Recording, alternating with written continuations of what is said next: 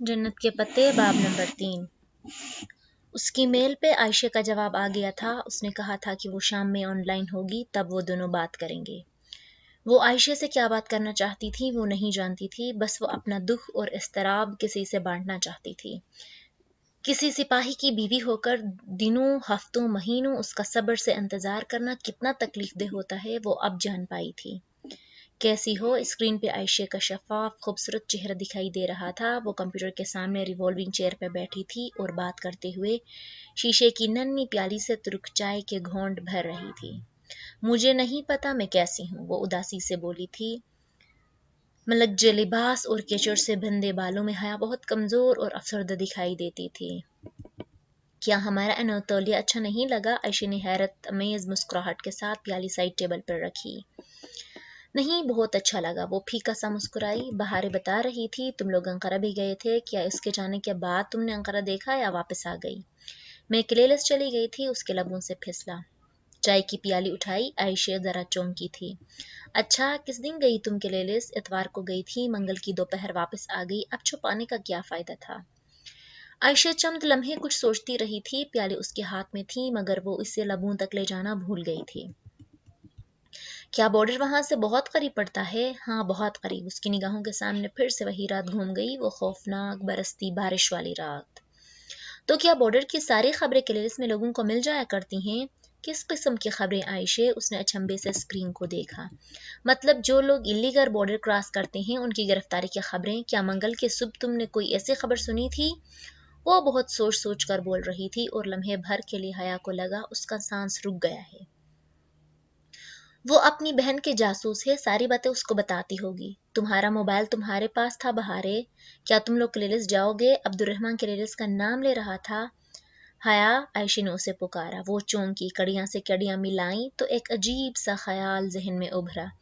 नहीं, ये नहीं हो सकता था। आयशे किसी को पुलिस को क्यों बताएगी? मगर फिर वो बॉर्डर की गिरफ्तारी के बारे में सुनने में इतनी दिलचस्पी क्यों रखती थी? हाँ, पीर और मंगल की दरमियानी रात वो बॉर्डर क्रॉस कर रहा था आयशे, मगर सिक्योरिटी एहलकार उसके इंतजार में थे। वो गिरफ्तार हुआ या मारा गया मैं नहीं जानती, मगर मैं इतना जानती हूँ कि वो उसके इंतजार में थे, क्योंकि तुमने उनको बताया था, है ना? पता नहीं कैसे ये सब उसके मुंह से निकला था। लाशऊर में जुड़ती कड़ियां मिलकर एक ऐसी जंजीर बन गई थी जिसमें उसके गले में फंदा डाल दिया था। आयशा लम्हे भर को खामोश हो गई। हया को लगा वो इनकार कर देगी, मगर वो झूठ नहीं बोल सकती थी। हाँ, मैंने उनको कॉल की थी, ये मेरा फर्ज था। अगर मुझे ये मालूम हो कि एक कौमी मुजरिम कानून तोड़ने जा रहा है तो मुझे सिक्योरिटी फोर्सेस को बताना चाहिए था। वो बेयकीनी से आयशे को देख रही थी। वो कितने आराम से ये सब कह रही थी। क्या उसे नहीं मालूम था कि वो क्या कह रही थी? मरहबा हया, बहारे कहीं पीछे से आई और बहन के कंधे से झूलकर चहक कर स्क्रीन में देखा। हया ने जवाब नहीं दिया। वो अभी तक आयशे को देख रही थी।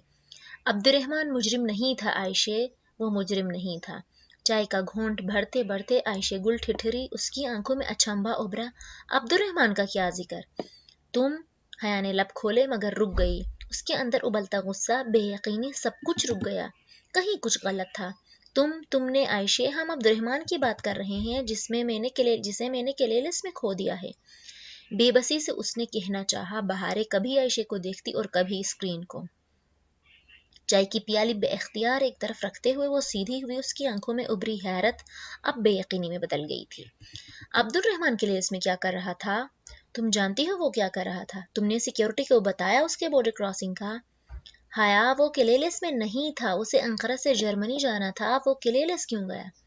तुम जानती हो वो किलेलिस में था आयशे, तुम्हें बहारी ने बताया था, मुझे मालूम है। जज्बात की शिद्दत से उसकी आवाज बुलंद हो गई थी। बहारे गुल, तुम जानती थी? आयशे ने बेयकीनी से अपनी बहन को देखा। वो बेसाख्ता सहम कर पीछे हुई।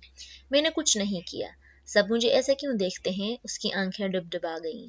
वो मंगल की रात बॉर्डर क्रॉस करने जा रहा था। क्या ये तुम्हें बहारी ने नहीं बताया? वो बॉर्डर क्रॉस करने जा रहा था। नहीं हया, ये नहीं हो सकता। आयशे अभी तक दम बखुद थी। मैंने उसके बारे में तो किसी को कुछ नहीं कहा। मैंने तो नस्सू फखरी के बारे में बताया था सिक्योरिटी को। उसने बॉर्डर क्रॉस करना था मंगल और पीर की दरमियानी शब। वो जहान था आयशे जिसके बारे में तुमने उनको बताया। और तुमने कॉल ही क्यों की सिक्योरिटी को? वो दबी दबी चिल्लाई थी। اس رات کے زخم، بارود کی بو، روشنی کے گولے، سب پھر سے تازہ ہو گیا تھا، کیونکہ مجھے عبد الرحمن نے ایسا کرنے کو کہا تھا، وہ بے بسی سے بولی تھی۔ بہارے نے تائید میں سر ہلایا۔ میری بہن سچ کہہ رہی ہیں، میں نے ان کی باتیں سنی تھی چرچ میں، اور حیا کو لگا وہ اگلا سانس نہیں لے سکے گی۔ عائشہ، تمہارا فون بج رہا ہے۔ آنے کے پکارنے پہ وہ چونکی، گود میں رکھا موبائل جانے کب سے بج رہا تھا۔ بہارے، نمبر پہ لکھا نام بہت محبت سے لے کر اس نے آنے کو بتایا اور سبز بٹن دبا کر فون کان سے لگایا۔ السلام علیکم، اس نے مسکرا کر سلام کیا۔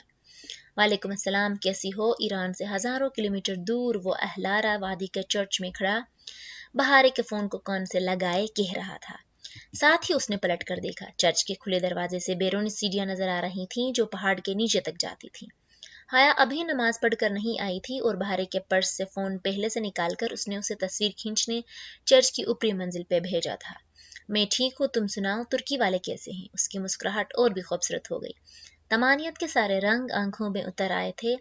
بہت دن بعد عبد الرحمن اس کی آواز سنی تھی۔ عائشہ، یاد ہے تم نے کہا تھا کہ تم مجھے ایک فیور دو گی؟ وہ چرچ کی چوکھٹ میں کھڑا سیڑھیوں کو ہی دیکھ رہا تھا۔ حیا کے آنے سے پہلے اسے بات ختم کرنی تھی۔ ہاں بتاؤ، کیا ہوا؟ تم ترکی کے سب سے بڑے بارڈر کے بارے میں کیا جانتی ہو؟ کون سا بارڈر؟ ترکی اور شام کا۔ دوسری جانب وہ چونکی تھی۔ ہاں، اس بارڈر کو ایک قومی مجرم اس منگل کی رات کراس کرے گا، غیر قانونی طور پر۔ ایسے میں تمہیں کچھ کرنا ہے۔ چند لمحے کی خاموشی کے بعد غالباً وہ کسی اور جگہ آ گئی تھی، وہ بولی، ہاں کہو، پھر میں سن رہی ہوں۔ ترکی کا تم پر فرض ہے عائشہ، اپنے دل سے پوچھو کہ اگر تمہیں معلوم ہو جائے کہ ایک مجرم، ترکی کا ایک قومی مجرم غیر قانونی طریقے سے سرحد پار کر رہا ہو تو تمہیں کیا کرنا چاہیے؟ عائشہ خاموش رہی تھی۔ وہ آواز مزید دھیمی کرتے ہوئے بولا، تمہیں بارڈر سیکیورٹی فورس کے کمانڈر کو فون کرنا چاہیے۔ تمہیں ان کو بتانا چاہیے سب کچھ تاکہ وہ اسے گرفتار کر سکے۔ مگر نہیں، عائشہ گل یہ کیسے کرے گی؟ عائشہ گل تو کچھ نہیں کر سکتی۔ ذرا اونچا بولو، اتنا آہستہ مجھے نہیں سمجھ آ رہا۔ کیا کوئی آس پاس ہے؟ وہ برا مان کر ذرا خفگی سے بولی، جیسے آخری فقرے کو نظر انداز کرنا چاہ رہی ہے۔ میں نہیں چاہتا کہ کوئی سنے، تم یہ سب لکھ لو اور کمانڈر کا نمبر بھی۔ پھر وہ اسے ضروری باتیں بتاتا گیا اور وہ لکھتی گئی۔ انہیں تمہاری کال ٹریس کرنے میں 90 سیکنڈ لگیں گے۔ تم نے اسی 90 سیکنڈ کال کاٹنی ہے۔ تم یہ کرو گی نا؟ تم نے مجھ سے وعدہ کیا تھا۔ اور تبھی اس کی اپنی پشت پہ آہٹ کا احساس ہوا۔ وہ تیزی سے پلٹا۔ اندر چرچ کی سیڑھیوں پہ حرکت سی ہوئی تھی۔ کوئی آ گیا ہے، میں بعد میں کال کروں گا۔ اور اس کا مرحبا سننے سے قبل ہی وہ سبک رفتاری سے آگے آیا اور سیڑھیوں کی اوٹ میں کھڑی بہارے گل کو کان سے پکڑ کر باہر نکالا۔ میں ابھی آئی تھی، واللہ میں نے کچھ نہیں سنا۔ چھوٹی بلی بوکھلا گئی تھی، مگر وہ لب بھینچے برہمی سے اسے چرچ سے باہر نکال لایا تھا۔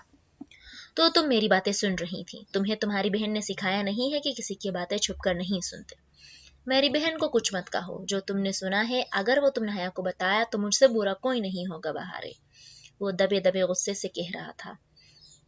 اور اگر تم نے اپنی بہن کو بتایا کہ میں نے یہ بات حیا کو بتانے سے منع کیا ہے تو میں واقعی بہت برا پیش آؤں گا۔ سیڑھیوں پہ ٹک ٹک کی آواز گونجنے لگی۔ وہ اوپر آ رہی تھی۔ جہان نے بہارے کو موبائل واپس کیا، جسے اس نے جلدی سے اپنے پرس میں ڈال دیا۔ اگر تم نے میری بات نہ مانی بہارے، میں نے کچھ نہیں سنا۔ وہ روحان سی ہو گئی تھی۔ حیا تب تک اوپر پہنچ چکی تھی۔